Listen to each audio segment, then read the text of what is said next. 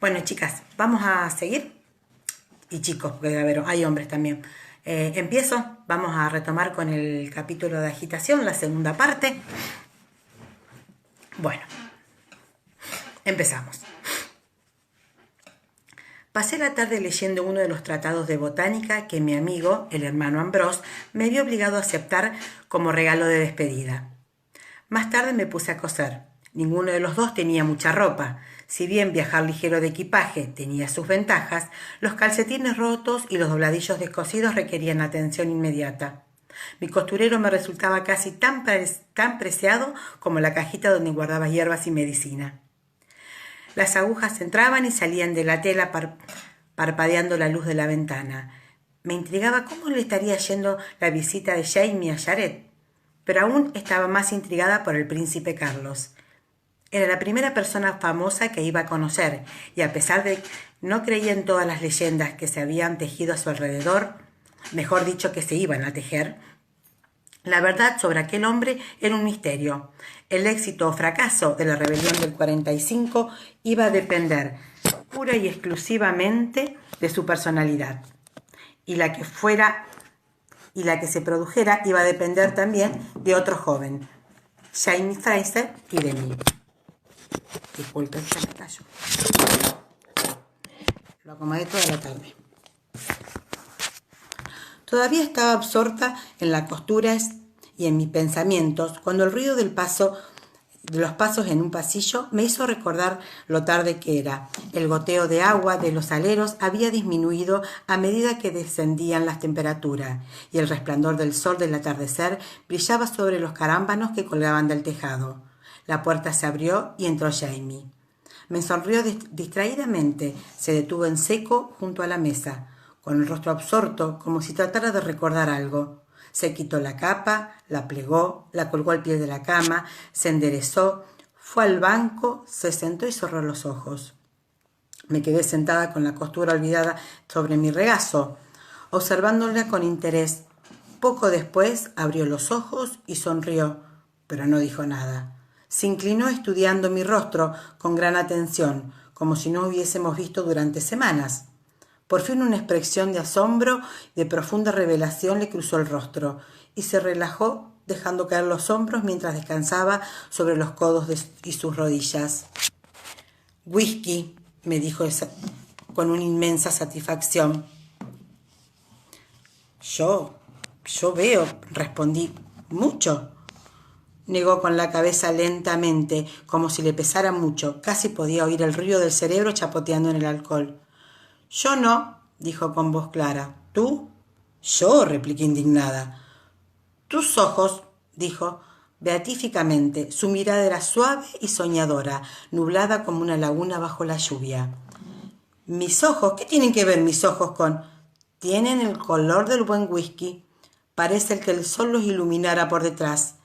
Esta mañana pensaba que eran del color del jerez, pero estaba equivocado. No es jerez ni coñac, es whisky, eso es». Pareció tan feliz al decirlo que no pude evitar reírme. «Jamie, estás como una cuba. ¿Qué estás haciendo?», puso una expresión rara. «No estoy borracho». «Ah, ¿no?». Apreté la costura y me la acerqué apoyando una mano sobre la frente. Estaba fría y húmeda. Aunque su rostro estaba revolado, de inmediato me rodeó la cintura con los brazos y me acercó a él, frotando la nariz cariñosamente contra mi pecho. El olor a una mezcla de bebidas alcohólicas se elevaba como una densa nube. Casi podía verse. «Ven a mí, Sassenach, mi mujercita de ojos color whisky. Mi amor, déjame llevarte a la cama». Pensé que más bien iba a ser yo quien lo tendría que llevar a la cama, pero no dije nada. Después de todo, no importaba para qué pensaba ir a la cama, sino que llegaran hasta allí. Me incliné y puse un hombro bajo su axila para ayudarlo a levantarse, pero se echó hacia atrás y se levantó por su propio pie. «No necesito ayuda», dijo agarrando el cordón del cuello de su camisa. «Ya te lo he dicho, no estoy borracho». «Tienes razón», asentí. «Borracho no alcanza para describir tu estado. Estás como una cuba». Paseó la mirada por su kilt, después por el suelo y por último por mi camisón. «No, no es verdad», replicó con gran dignidad. Avanzó un paso hacia mí, irradiando pasión. Ven aquí, Sassenach, ya estoy listo. Pensé que listo era una exageración. Se había desabrochado la mitad de los botones y la camisa le colgaba toda torcida, pero era lo máximo que iba a poder hacer sin mi ayuda. Por otra parte, tenía desnuda gran parte del pecho y pude ver el huequecito donde solía apoyar mi barbilla y los pelillos que rodeaban sus pezones. Se dio cuenta que lo observaba, cogió mi mano y se la llevó al pecho. Estaba tibio. Me acerqué a él. Con el otro brazo me rodeó y se inclinó para besarme. Lo hizo con tanta delicadeza que el aliento casi me marea. Está bien, dijo riendo. Si estás listo, yo también. Pero primero déjame desnudarte. Ya he cosido bastante por hoy. Se quedó quieto mientras los desvestía, sin apenas moverse. Tampoco se movió cuando me quité la ropa y abrí la cama. Me metí dentro y me di la vuelta para mirarlo. Rojizo y magnífico a la luz del atardecer. Parecía una estatua griega, de nariz larga y pómulos altos, la boca amplia y suave, tenía una sonrisa soñadora, los ojos sosegados parecían mirar a lo lejos. Estaba totalmente inmóvil. Lo miré con preocupación. «Jamie», dije, «¿cómo sabes si estás borracho?» Sobresaltado por mi voz, se balanceó, pero se agarró al borde de la repisa de la chimenea. Su mirada flotó por la habitación para fijarse después en mi cara. Por un instante sus ojos brillaron claros y diáfanos. «Ah, es fácil, Sassenach. Si puedo permanecer en pie, no estás borracho». Soltó la repisa, dio medio paso hacia mí y cayó lentamente con la mirada ausente, con una sonrisa amplia y dulce. «Ya veo», respondí. El canto de los gallos y el estrépito de los cacharros de la cocina me despertó poco después del alba. La figura que había junto a mí se sacudió y después quedó inmóvil, pues el movimiento le había dado dolor de cabeza. Me apoyé con un codo para examinar el cuerpo de Jamie. No estaba mal, pensé con una mirada crítica. Tenía los ojos cerrados con fuerza para evitar los rayos del sol y el pelo revuelto como púas de un puercoespín. Pero su piel estaba tibia y las manos se aferraban al cobertor. No temblaban. Le levanté un párpado, miré adentro y dije divertida, «¿Hay alguien en casa?» Abrió el otro ojo lentamente y me lanzó una mirada torva. Dejé caer la mano y le sonreí con encanto. «Buenos días». «Eso se hacen, es cuestión de opinión», dijo y volvió a cerrar los ojos. «¿Tienes idea de cuánto pesa?», pregunté como al descuido. «No».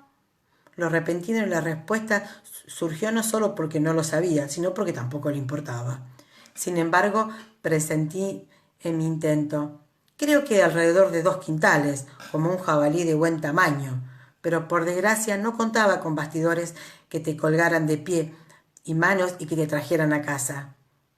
Un ojo volvió a abrirse y me miró pensativo. Después miró la chimenea, el otro extremo de la habitación, y esbozó una media sonrisa. «¿Cómo me metiste en la cama?» «No lo hice. No podría moverte, así que te eché encima un cobertor y te dejé junto a la chimenea. Después resucitaste y gateaste hasta aquí, por tus propios medios, en algún momento de la noche». Pareció sorprendido y volvió a abrir los ojos. «¿De veras?» Asentí y traté de alisar el pelo que se le erizaba detrás de la oreja izquierda. «Claro que sí, eres muy testarudo». «¿Testarudo?», frunció el entrecejo y se desperezó, estirando los brazos por encima de la cabeza. Después se sorprendió. «No, no puedo haberlo hecho». «Sí que lo hiciste 2 veces». Miró de soslayo por debajo de su pecho como si quisiera confirmar una afirmación tan improbable, y después volvió a mirarme. «¿De veras?». «Pues no es justo, no recuerdo nada». Vaciló un momento con timidez. «¿Lo hice todo bien? ¿No hice ninguna tontería?». Me acerqué a él y apoyé la cabeza en la curva de su hombro. «No, no llamaría una tontería, pero no estuviste muy conversador». «Gracias a Dios», dijo y soltó una risita socarrona. Lo único que decías era «te amo», pero lo dijiste muchas veces, ¿eh?» La risita se volvió a repetir, esta vez más fuerte. «Ah, ¿sí? Bueno, supongo que podría haber sido peor».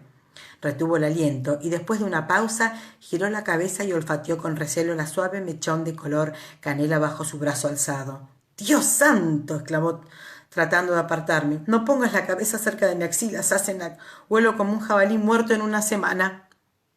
Y adobado con coñac, dije mientras me acurrucaba junto a él. ¿Cómo diablo pudiste emborracharte tanto? ¿Por la hostilidad de Jared? Se acomodó con un profundo suspiro en el brazo alrededor de mi hombro. Me enseñó su bodega en el muelle y almacén donde guarda las bebidas raras, el coñac portugués y el ron jamaicano. Sonrió recordando. El vino no estaba tan mal, porque se paladea y se escupe en el suelo después. Pero el coñac es otra historia, ¿eh? Además, Jared dijo que hay que dejarlo pasar por la garganta para apreciarlo al máximo. ¿Y cuánto lo apreciaste?, pregunté con curiosidad. Perdí la cuenta en la mitad de la segunda botella. En aquel momento empezó a sonar las campanas de una iglesia.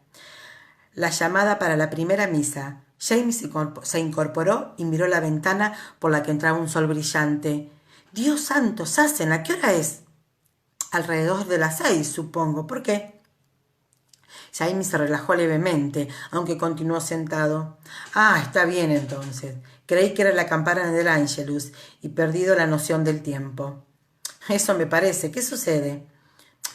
Con una explosión de alegría apartó las mantas, se levantó, trastabilló un poco, pero conservó el equilibrio, aunque se llevó la mano a la cabeza como para asegurarse de que aún la tenía en su lugar. «Es que tenemos una cita en el muelle esta mañana», exclamó jadeante. «En la bodega de Jared, nosotros dos». «¿De verdad?» Bajé de la cama con dificultad y busqué la vacinilla que había dejado. «Si planeas terminar el trabajo, no quiero que crea testigos». La cabeza de Jamie emergió por el cuello de la camisa con las cejas levantadas. «¿Terminar el trabajo?» «Bueno, la mayoría de tus parientes parece querer eliminarnos a ti y a mí. ¿Por qué no Jared?» «Ah, ha empezado a envenenarte, por lo que veo». «Ah, muy graciosa, Sassenach», dijo con ironía. «¿Tienes algo decente para ponerte?» Para nuestros viajes me he puesto un vestido de sarga gris muy cómodo, adquirido gracias a los buenos servicios del asistente de la abadía de St. Annette. Pero también tenía el vestido con el que me había fugado de Escocia, que me había regalado Lady Annabel McRange, pero era de terciopelo verde, muy bonito. Resaltaba mi palidez, pero era elegante. «Creo que sí, si no está manchado de salitre». Me arrodillé junto al baúl y desplegué el vestido. Jamie se arrodilló a mi lado, levantó la tapa de mi caja de medicinas y examinó las botellas, cajas y hierbas envueltas en gasas. «¿Tenés algo para el dolor de jaqueca, Sassenach?» Busqué una botella y la saqué. «El morrubio podría ayudarte, pero no es lo mejor. Y una infusión de corteza de sauce con hinojo iría bastante bien, pero tarda en prepararse. Mejor, ¿qué tal si te preparo una receta de hígado de tachuelas? Es maravillosa para la cura de la resaca». Entornó un ojo y me miró con suspicacia. Suena horrible». «Lo es, contesté alegremente, «pero te sentirás muchísimo mejor una vez que haya vomitado». «Bah», se levantó y empujó la vacinilla hacia mí.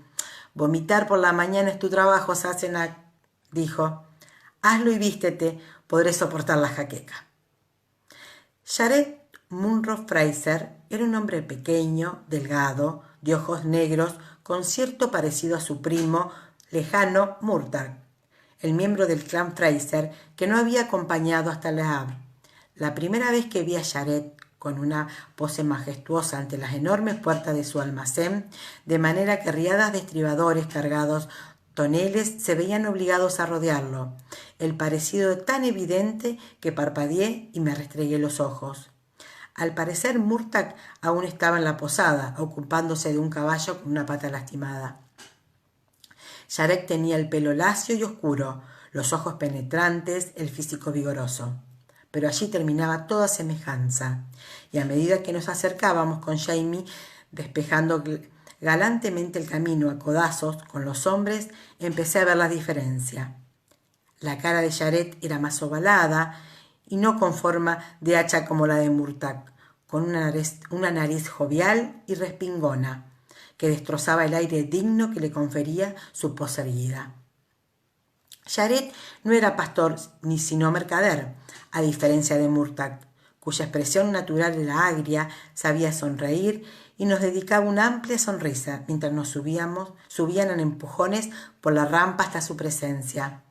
«¡Querida mía!», exclamó tomándome con fuerza de un brazo y apartándome con destreza de un par de fornidos estribadores que empujaban con gigantesco tonel a través de la enorme puerta. «Es un placer conocerte, por fin». El tonel hizo un gran ruido al golpear los tablones de la rampa y pude oír el chapoteo que contenía al pasar junto a mí. «El ron se puede tratar así», observó Jared, mientras vigilaba el enorme barril sorteando los obstáculos de la bodega. «Pero no el oporto. Por eso lo entrego personalmente, junto con el vino embotellado. De hecho, me estaba preparando para embarcar una carga de oporto Bel Rouge. ¿Os gustaría acompañarme?». Miré a Jaime, quien asintió, y de inmediato partimos tras Jared, apartándonos del tráfico de toneles y barriles. Carretas y carretillas, hombres y muchachos de todo tipo, cargaban rollos de tela, cajas de cereales y alimentos, rollos de cobre, bolsas de harina y todo lo que podía transportar un barco. Le Havre era un centro importante del tráfico marítimo y el puerto era el corazón de la ciudad. Un largo y sólido muelle cubría casi 400 metros del borde del puerto, con muelles más pequeños que sobresalían de él.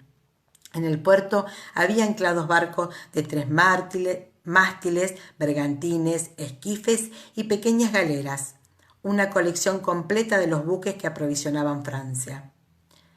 Jaime me cogió con fuerza del codo para quitarme del camino de las carretillas, barriles rodantes, mercaderes y marineros descuidados que no miraban por dónde iban, sino que dependían del impulso para transportarse a través de la aglomeración de los muelles. Mientras caminábamos por el muelle, Jared me gritaba en el oído señalando objetos de interés al pasar y explicándome la historia y la propiedad de diversos barcos de forma inconexa. El Arianna, barco al cual nos dirigíamos, era de su propiedad. La mayoría de los barcos pertenecían a un solo propietario o, normalmente, a grupos de mercaderes que compartían su propiedad, o a veces a un capitán que alquilaba el barco, la tripulación y los servicios para un viaje. Al comparar la cantidad de buques pertenecientes a compañías en el número relativamente escaso de dueños individuales, empecé a formarme una idea del poder que tenía Jared. Estaba en la mitad del muelle cerca de una gran bodega con el nombre de Fraser, pintado con letras cursivas blancas. Al ver el nombre sentí un pequeño escalofrío, una sensación repentina de alianza y pertenencia. Me di cuenta de que compartía ese nombre. El Arianna tenía 3 mástiles, unos 20 metros de eslora, una ancha proa, 2 cañones en el lado del barco que daban al muelle, por si intentaban robarlos en alta mar, supuse. Había hombres que iban y venían por las cubiertas, supuestamente con algún propósito, aunque parecía un hormigueo en pleno ataque. Todas las velas estaban arriadas y atadas, pero la marea alta mecía levemente el barco, ladeando al bauprés nuestra dirección. Estaba decorado con un mascarón de proa de aspecto algo torvo, con un formidable busto desnudo y rizos enmarañados, lleno de salitre. La dama no parecía mucho disfrutar del aire del mar. «Es una belleza, ¿verdad?», preguntó Jared, haciendo un gesto amplio con la mano. Supuse que se refería al barco y no al mascarón de la proa. «Muy bonito», dijo Jaime.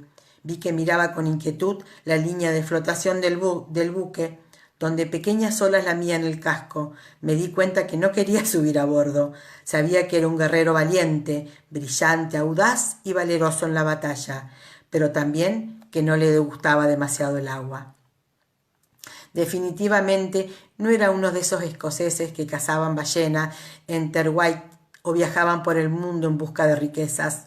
Sufría mareos tan intensos en el alta mar que nuestro viaje a través del canal en diciembre casi lo había matado, debilitado como estaba entonces por la tortura y la prisión.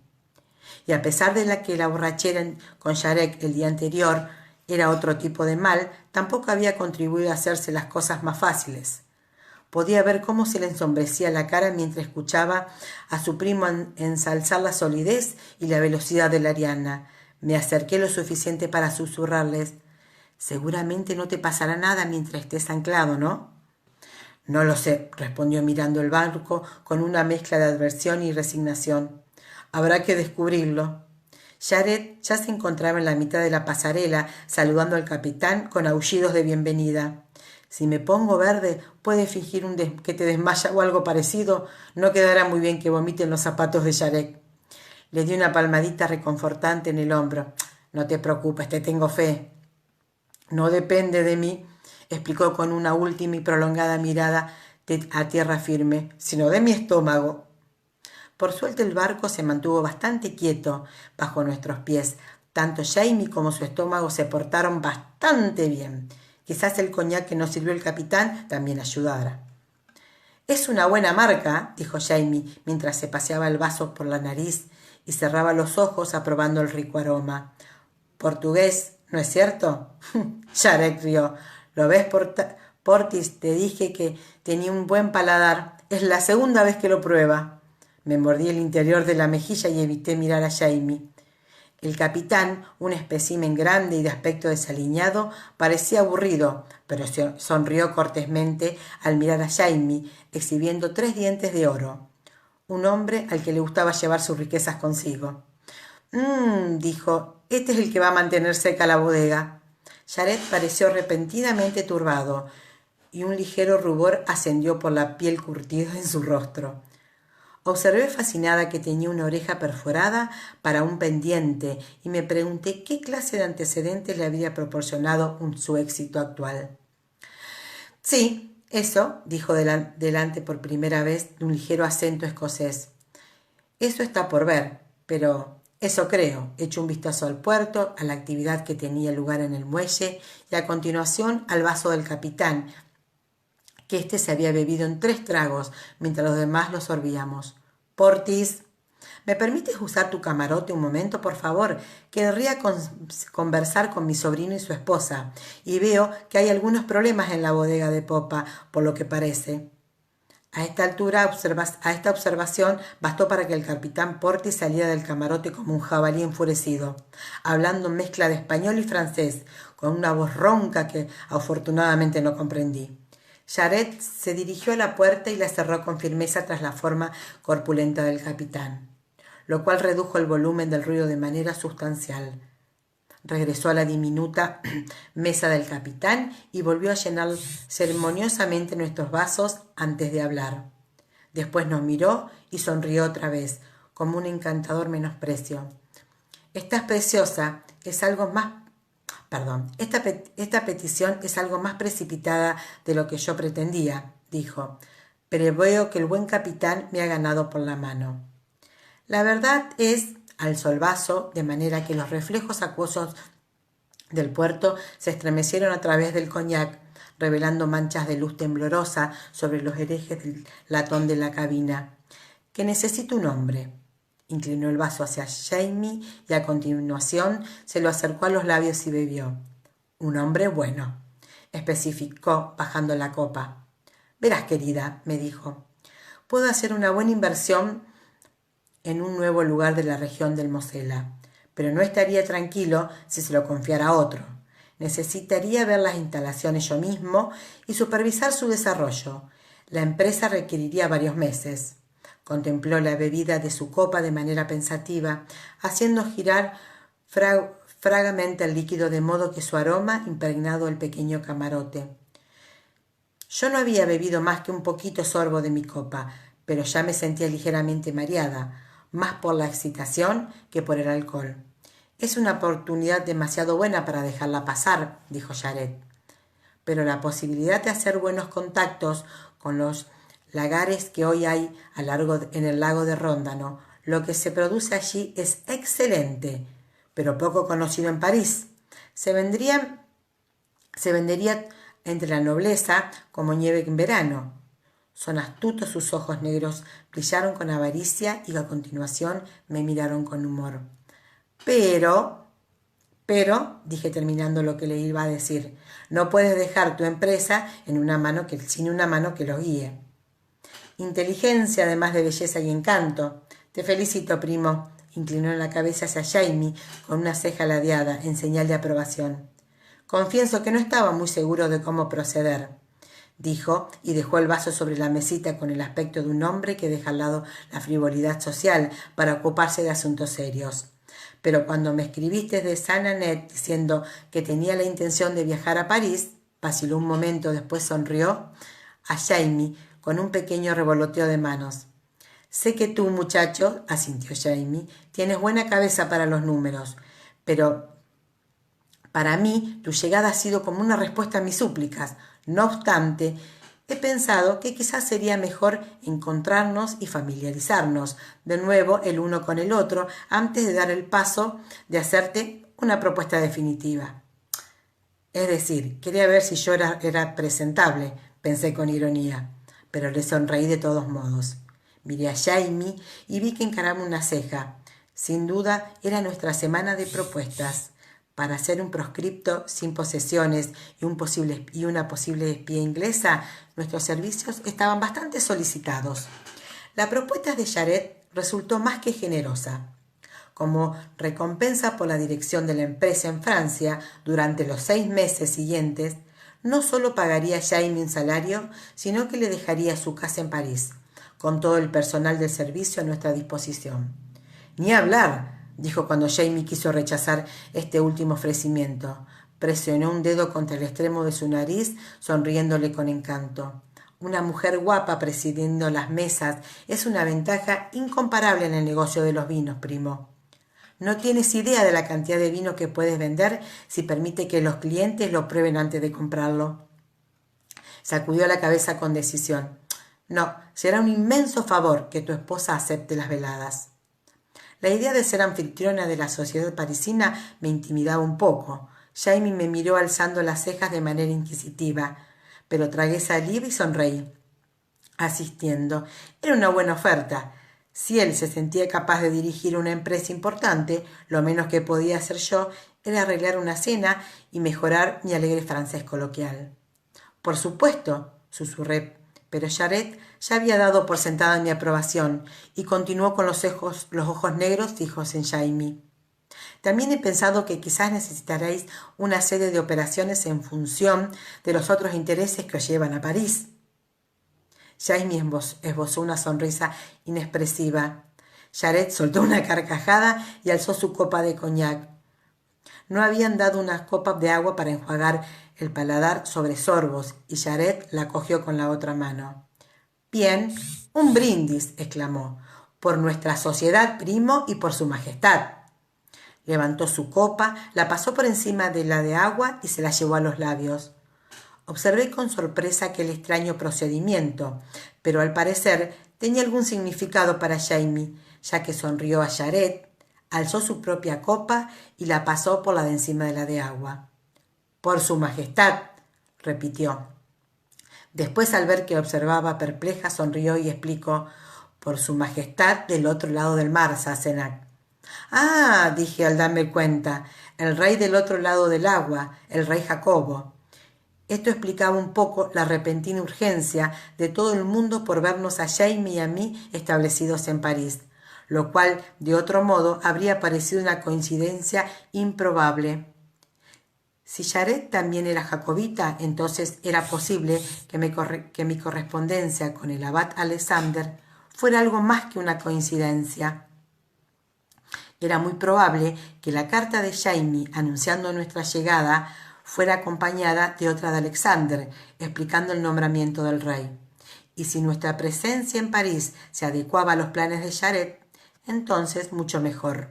Reconociendo la complejidad de la red jacobita, levanté mi propia copa y brindé por su majestad y por nuestra sociedad.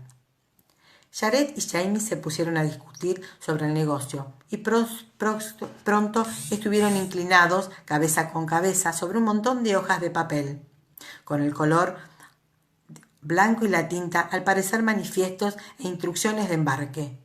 El pequeño camarote apestaba a tabaco y a coñac y a marinero desaseado, y empecé a sentirme indispuesta. Viendo que no me iban a necesitar durante un buen rato, me levanté en silencio y salí a cubierta. Me cuidé de evitar el altercado que había en la escotilla de popa y caminé entre cabos, objetos que supuse que eran amarres y pilas enrolladas de telas marineras, hasta un lugar tranquilo de la proa. Desde allí tenía una vista despejada del puerto. Me senté sobre un cajón contra el pasamanos y disfruté de la brisa salada y los olores a pescados y a alquitrán que despedían los barcos del puerto. Todavía hacía frío, pero arropada con la capa no lo sentía. El barco se meneó lentamente, elevándose por la marea. Pude ver las algas sobre los pilotes del embarcadero que se alzaban y giraban tapando los mejillones negros y brillantes que habían entre ellas. Pensar en mejillones me recordó los mejillones ahumados con manteca que había cenado la noche anterior. De repente sentí hambre. Los caprichos del embarazo me hacían ser consciente de mi estómago en todo momento. Si no estaba ocupada vomitando, me moría de hambre. Pensar en comida me llevó a pensar en menú, en estos que me hicieran recordar las veladas de Jared quería que yo organizara. Con que recibir nuestros invitados, Parecía un modo extraño de comenzar la tarea de salvar a Escocia. Sin embargo, no se me ocurrió nada mejor. Por lo menos, si compartía la mesa con Carlos Estuardo, podría vigilarlo de cerca, pensé. Sonriendo para mí ante la idea, si había indicios de que fuera a fletear un barco a Escocia, podía poner algo en la sopa. Quizás no fuera tan gracioso. Al fin y al cabo, recordé a Shelly Duncan y se me borró la sonrisa de la cara. Esposa del fiscal procurador en Cranesmuir, asesinó a su marido echando cianuro en polvo en su comida durante un banquete. Acusada de brujería, poco tiempo después fue arrestada cuando yo estaba con ella. Yo misma fui llevada a un juicio del que Jamie me rescató. Recuerdo de los días pasados en la fría oscuridad del calabozo de los ladrones en Cranesmuir. Todavía estaba fresco en mi memoria. De pronto el viento me pareció muy frío. Me estremecí, pero no solo por el frío. No podía pensar en Shelly Duncan sin sentir un escalofrío en la columna. No tanto por lo que ella había hecho, sino por lo que fue. Una jacobita, también cuya defensa de la causa de los Estuardo tuvo cierto tinte de locura, y lo peor era que, al igual que yo, había viajado a través de las piedras verticales. Nunca supe si había llegado al pasado por accidente o como yo, o si había sido por una decisión propia. Tampoco supe exactamente de dónde provenía, pero conservaba mi última visión de ella, gritando desafiante a los jueces que la condenaron a la hoguera, una mujer alta y bella, con los brazos extendidos, en uno de los cuales se veía la reveladora marca redonda de una vacuna. Automáticamente me toqué la pequeña marca de piel endurecida en el brazo, bajo los pliegues de la capa. Temblé al hacerlo. Una conmoción en el muelle continuo me distrajo de estos tristes recuerdos. Un grupo de hombres se había reunido sobre la pasarela de un barco y abundaban los gritos y los empujones. No se trataba de una pelea. Observé el altercado haciéndome visera con una mano, pero no vi que se intercambiaran golpes. En cambio parecía que los hombres trataban de abrirse camino a través de la gente que lo hacía a puertas de un gran depósito situado al extremo del muelle. La multitud resistía tales intentos, empujando en sentido contrario. Jamie apareció detrás de mí, seguido por Jared, quien miró la escena con ojos aviesos. Absorta en el alboroto, no los había oído llegar. ¿Qué ocurre? Me levanté y me apoyé en Jamie, preparándome para el balanceo cada vez mayor del barco. Sentí la cercanía de su perfume. Se había bañado en la posada y olía limpio y cálido, a sol y a polvo. Parecía que el embarazo también me había aguzado el sonido del olfato. Podía oler incluso entre las miríadas de hedores y aromas del puerto, así como se oye una voz grave y cercana en medio de una multitud ruidosa. No sé, probablemente el barco vecino al parecer. Se inclinó y apoyó una mano en mi codo para estabilizarme. Jared se volvió y ladró un orden a un francés gutural, a un marinero. El hombre saltó rápidamente sobre el pasamanos y se deslizó por una de las sogas hasta el muelle. Observamos desde la cubierta del barco cómo se mezclaba entre la multitud. Daba un codazo en las costillas a otro marinero y recibió una respuesta con expresivas gesticulaciones. Jared tenía el ceño fruncido. El marinero regresó arrastrándose por la rampa y le dijo algo en el mismo francés gutural, demasiado rápido como para poder entenderlo. Después de un intercambio de palabras, Jared giró bruscamente. Se puso junto a mí y con las manos aferrado al pasamano. Dice que hay una enfermedad en el Patagonia. ¿Qué clase de enfermedad? Yo no había pensado traer mi maletín médico, de manera que poco podía hacer, pero sentí curiosidad. Jared parecía ansioso y preocupado. Tienen miedo que sea viruela, pero no lo saben. Han llamado al inspector y al capitán del puerto. ¿Quiere que eche un vistazo?, pregunté. Al menos podría decir si se trata de algo contagioso. Las cejas de Jared desaparecieron debajo de su pelo. Jamie parecía un tanto turbado. Mi mujer tiene dotes de curandera, primo, explicó, pero se volvió y me miró y negó con la cabeza. No, Sassenach, podría ser peligroso. Yo alcanzaba a ver la cubierta del Patagonia. La multitud se había apartado de repente, empujándose y pisándose los pies. Aparecieron 2 marineros con una lona extendida que se combaba bajo el peso del hombre que llevaban. Un brazo desnudo tostado por el sol colgaba de la hamaca improvisada. Los marineros tenían la boca y la nariz cubiertas por tiras de tela y apartaban la cara de la camilla, sacudiendo la cabeza, maniobrando sobre las rampas tilladas. Pasaron al lado de la multitud y desaparecieron en el almacén continuo. Tomaron una decisión repentina. Me volví y me dirigí hacia la pasarela de la Ariadna. No te preocupes, le dije a Jamie. Si es viruela, no puedo contagiarme. Uno de los marineros, al oírme, se quedó con la boca abierta, pero me limité a sonreír y pasar junto a él. La multitud estaba quieta, ya no se movía de un lado a otro. No me fue difícil abrirme camino entre los grupos de marineros. Muchos fruncían el ceño o parecían sorprendidos cuando yo pasaba a su lado. El almacén estaba en desuso. No había fardos ni barriles que llenaran las sombras vacías del enorme recinto. Pero el olor a madera cortada, a carne ahumada y a pescado era fácil distinguible entre otras grandes cantidades de olores. Habían arrojado al enfermo cerca de la puerta, encima de un montón de paja de embalaje. Cuando entré, los asistentes salían y me empujaron ansiosos por alejarse. Me acerqué con cautela, me detuve unos metros. Tenía fiebre, la piel de un tono rojizo, tenía pústulas blancas. Gemí y movía la cabeza de un lado a otro. La boca reseca, se movía como pidiendo agua. «Busca un poco de agua», le dije a uno de los marineros. Era un hombre bajo y musculoso, de barba grisienta, acabada en 2 puntas, que se me quedó mirando como si de repente hubiese oído hablar a un pez. Dándole la espalda con impaciencia, me arrodillé junto al enfermo y le abrí la inmunda camisa. Olía a rayos, aunque probablemente tampoco había estado muy limpio al inicio. Había sido abandonado en su propia mugre, pues sus compañeros tenían miedo de tocarlo. Tenía los brazos bastante sanos, pero había pústulas en todo el pecho, abdomen y hervía de fiebre.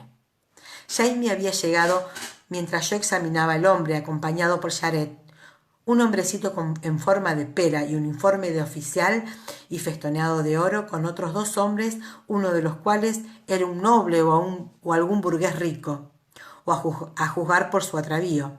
El otro era un individuo alto y delgado, y se veía por su tez que era un hombre de mar, posiblemente el capitán del barco infectado, si es que aquello era una enfermedad infecciosa. Al parecer así era.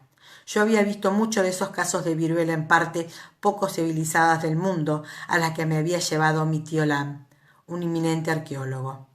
Aquel enfermo no orinaba sangre como sucede a veces cuando la enfermedad ataca los riñones, pero tenía todos los demás síntomas clásicos. «Me temo que es viruela», dije. El capitán del Patagonia lanzó un grito de angustia y dio un paso hacia mí con el rostro contraído. Levantó el puño como si quisiera pegarme. «¡No!», gritó. «¡Estúpida mujer, salope, femme de crest! ¿Crees que quieres arruinarme?»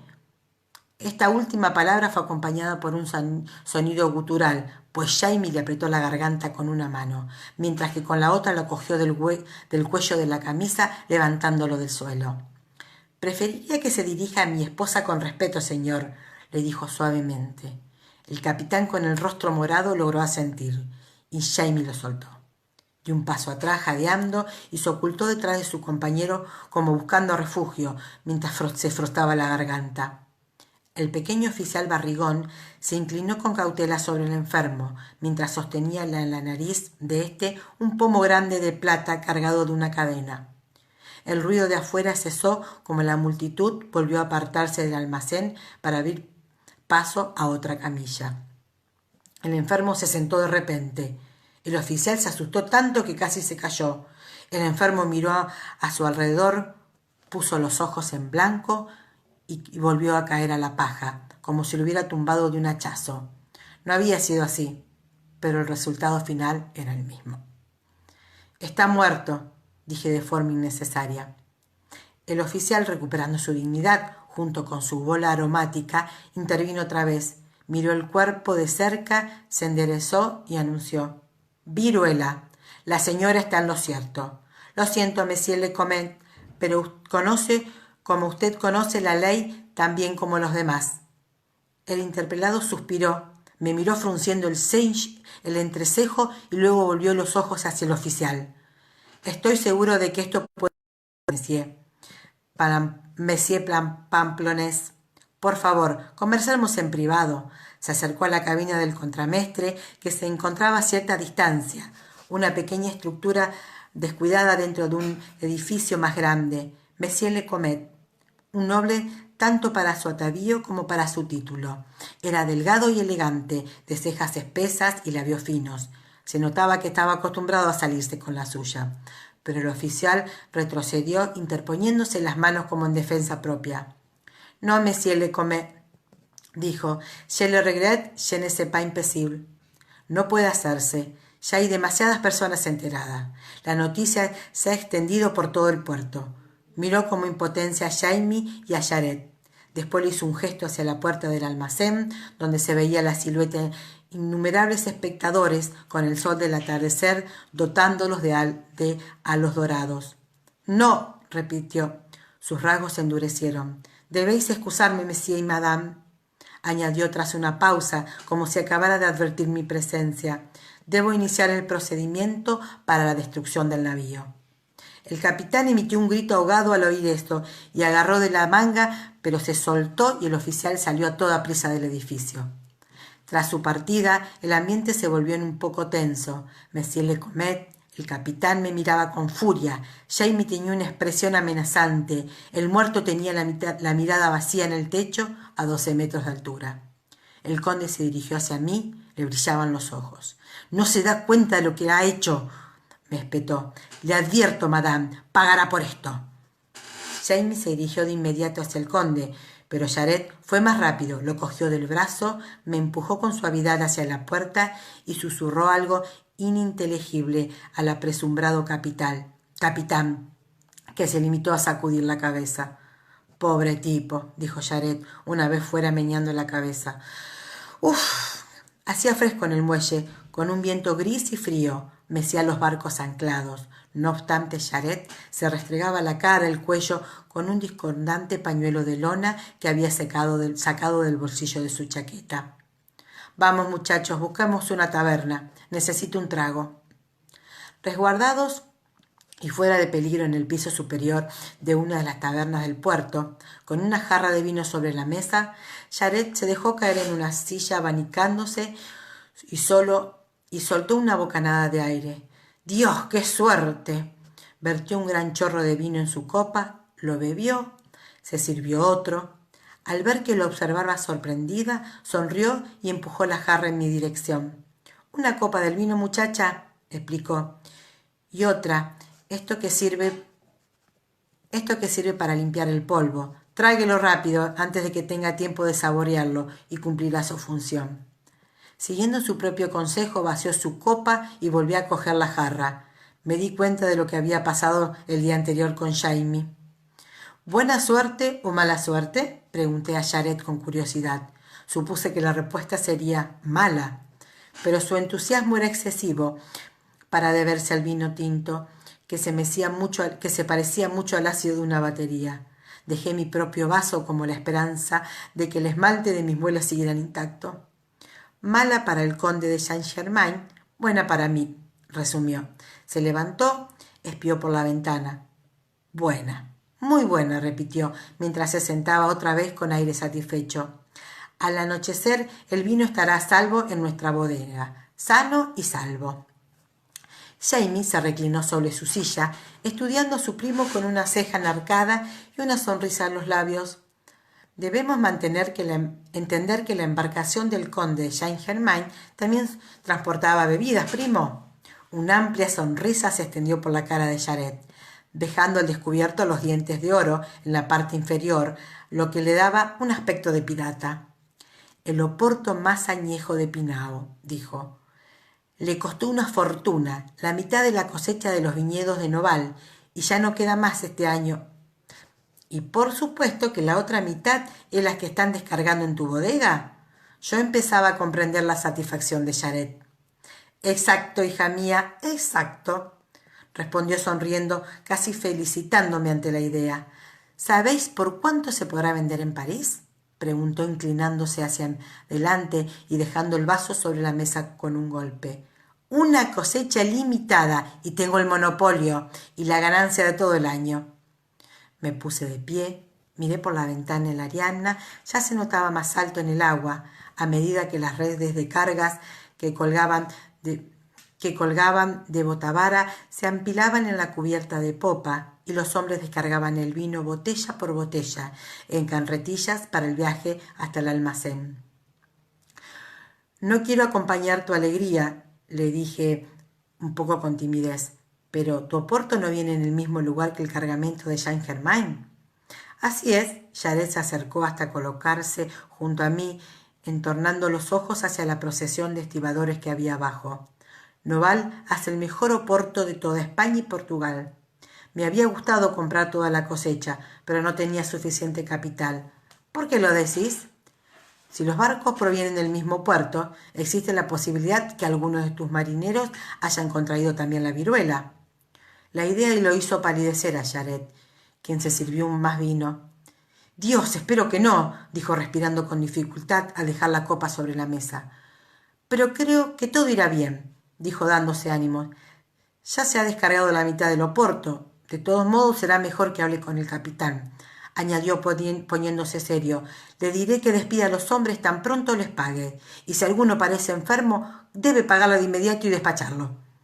Se giró y salió con la puerta. Se detuvo lo justo para gritarme por encima del hombro. «¡Ordena algo para cenar!». Después desapareció por la escalera con el estrépito de una pequeña manada de elefantes. Me volví hacia Jamie, quien miraba absorto su copa de vino intacta. «No debería hacer eso», exclamé. «Si hay viruela a bordo y despide a los hombres, puede expandirse por toda la ciudad al dejar que se marchen». Jamie asintió lentamente. «Entonces esperemos que no haya viruela», dijo suavemente. Me dirigí tambaleándome hacia la puerta.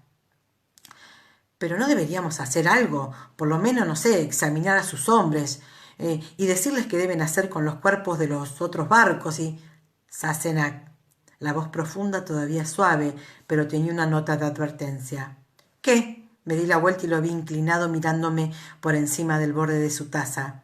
Me miró pensativo durante un minuto antes de hablar. Entonces dijo: «¿No crees que tenemos algo importante que hacer, Sassenach?». Solté el pomo de la puerta. «¿Impedir que los Estuardo comiencen una rebelión en Escocia? Sí, claro que es importante. Pero, ¿por qué lo preguntas?». Jamie asintió pacientemente, como hace un profesor con un alumno lerdo. «En este caso, debe quedarte aquí sentada, bebiendo vino conmigo, hasta que vuelva Jared. De lo contrario», hizo una pausa y una exhalación profunda que agitó la onda rojiza de su cabello sobre su frente.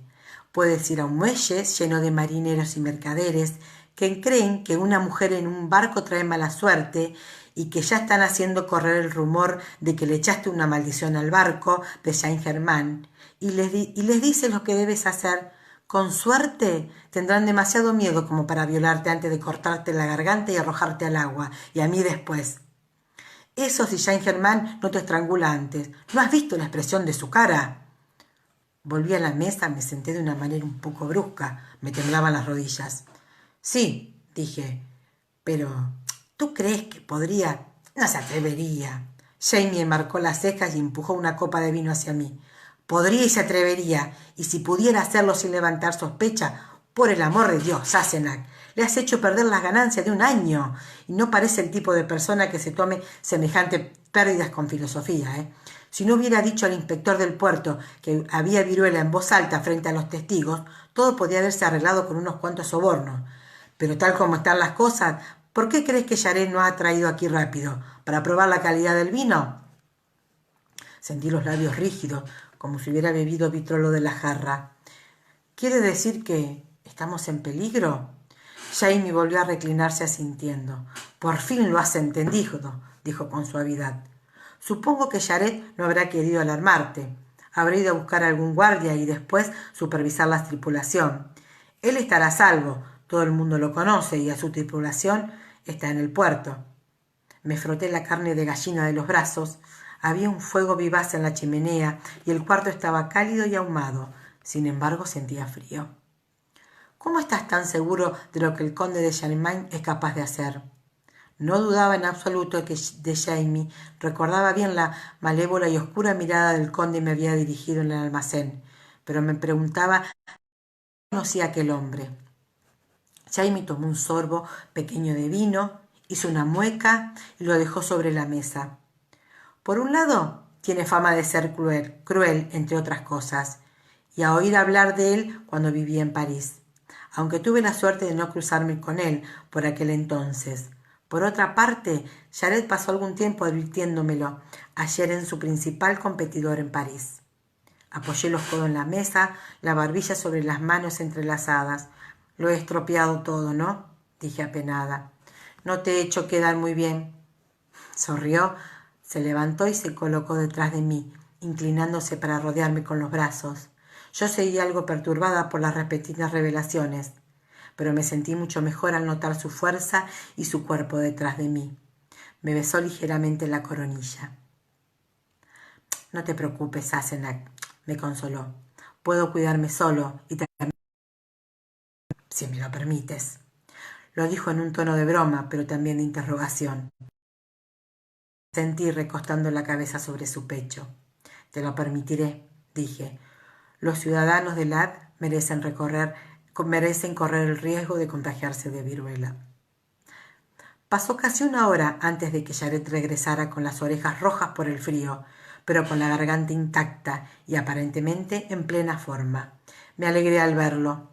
Todo arreglado, dijo radiante. No hay nada a bordo, excepto poco de escorbuto y la disentería y algunos resfriados habituales. Nada de viruela. Miró a su alrededor frotándose las manos. ¿Dónde está la cena? Tenía las mejillas enrojecidas por el viento. Se lo veía feliz.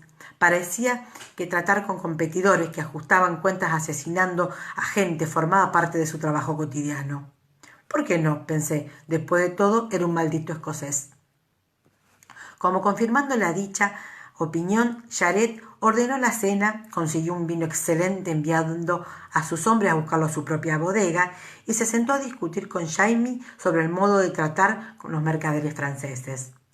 «Son bandidos», dijo. «Todos, sin excepción, te apuñalan apenas le das la espalda. Sucios ladrones. Eso es lo que son. No te fíes de ellos. No te fíes de ellos. En la mitad de la bodega y la otra mitad contraentrega. Nunca permitas que un noble crédito». A pesar de que Jared nos aseguró que había apostado 2 hombres para que hicieran guardia abajo, yo seguía nerviosa. Después de cenar, me asomé a la ventana para ver lo que sucedía en el muelle. Mi vigilancia no sirvió de mucho. Todos los hombres que veía me parecían asesinos. Las nubes estaban cerrando sobre el puerto. Iba a volver a nevar aquella noche. Las velas arrizadas revoloteaban salvajes con el creciente viento, agitándose contra los palos como un ruido que casi ahogaba los gritos de los estibadores. El puerto brillaba con un instante luz verde y opaca al tiempo que el sol del atardecer se hundía en el agua, apremiando por las nuces. A medida que anochecía, el bullicio de puerto se iba disminuyendo, los estibadores desaparecían empujando sus carretillas y los marineros se dirigían a las tabernas. Sin embargo, el muelle no estaba desierto. Aún había una pequeña multitud reunida cerca del desafortunado Patagonia. Un grupo de hombres vestidos con una especie de uniforme formaban un cordón al pie de la rampa, sin duda para impedir que alguien subiera a bordo o descargara la mercadería. Jadet nos explicó que se iban a permitir a los miembros sanos de la tripulación bajar a tierra, pero que se les prohibiría sacar nada del barco, a excepción de la ropa que llevaban puesta. «Es mejor que lo que hacen en Holanda», dijo rascándose la áspera barba que empezaba a emerger de su mandíbula. «Si se acerca un barco procedente de un puerto donde se sabe que hay peste, los malditos holandeses obligan a los marineros a nadar desnudos hacia la costa». «¿Y con qué se viste cuando llegan a la costa?», pregunté con curiosidad. «No sé», respondió, «pero como se meten en un burdel, apenas llegan, no creo que necesiten la ropa». «Te pido disculpa, querida», añadió al recordar de repente que se estaría dirigiendo a una señora. Ocultando su confusión, se levantó y se acercó a la ventana. «Ah», dijo, «van a incendiar el barco. Teniendo en cuenta la carga, sería mejor que lo remolcaran del puerto». Habían atado varias maromas al Patagonia y un grupo de pequeños botes tripulados por remeros estaban listos para remolcarlo cuando dieran la señal. Esta fue dada por el inspector del puerto, cuya trenza dorada era apenas visible, como un destello en la luz agonizante del día.